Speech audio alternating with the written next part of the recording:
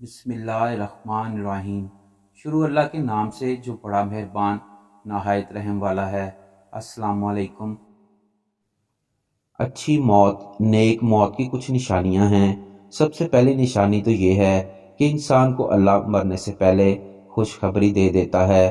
موت کا خوف اس سے دور ہو جاتا ہے، بلکہ وہ خوش ہو کر اپنی عبادت، تیاری موت اور ذکر میں مشغول رہتا ہے، جس سے موت کی ہلکانی اس پر ظاہر نہیں ہوتی، بلکہ اس کے دل میں یہ آرزو ہوتی ہے کہ کب وہ وقت آئے گا جب میں اللہ تعالیٰ سے ملاقات کروں گا، یعنی موت کا خوف اسے بالکل نہیں ہوتا۔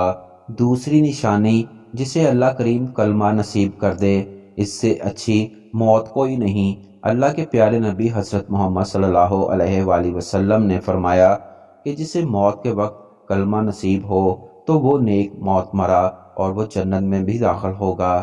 تیسری نشانی، موت کے وقت اس کی پیشانی پر پسینہ آ جائے، یہ اس کے حسن خاتمہ کی نشانی ہے۔ نمبر 4، جمعے کے دن یا جمعے کی رات کو جو فوت ہوتا ہے، اللہ اسے عذاب قبر سے محفوظ فرمائے گا۔ ترمذی کی ایک حدیث ہے کہ جو مسلمان جمعے کے دن یا شب جمعہ انتقال کر جائے تو اللہ تعالیٰ اسے عذاب قبر سے محفوظ رکھیں گے۔ نشانی نمبر 5، اللہ کے دین کا دفاع کرتے ہوئے جو دنیا سے چلا گیا، یہ بھی اس کی اچھی موت ہے۔ اور جو شخص اپنی جان کا دفاع کرتے ہوئے اللہ کو پیارا ہو گیا، یہ بھی اس کی اچھی موت ہے۔ رسول اللہ صلی اللہ علیہ وآلہ وسلم نے فرمایا، جو میدان جہاد میں اپنی جان دے بیٹھا، یہ بھی اچھی موت کی نشانی ہے۔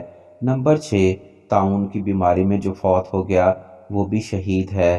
رسول اللہ صلی اللہ علیہ وآلہ وسلم نے فرمایا، کوئی ایسی بیماری جس کا تعلق پیٹ سے ہو، اس سے فوت ہونے والا بھی شہید ہوگا۔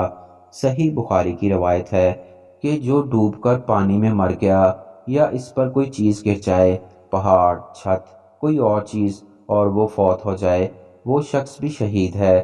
اس کے علاوہ کسی کو آگ لگ جائے اور وہ فوت ہو جائے تو اس کی موت بھی شہادت کی موت ہے، اور شہادت ایک اچھی موت ہے۔ اللہ تعالیٰ ہمیں مرنے سے پہلے موت کی تیاری کی توفیق عطا فرمائے، آمین۔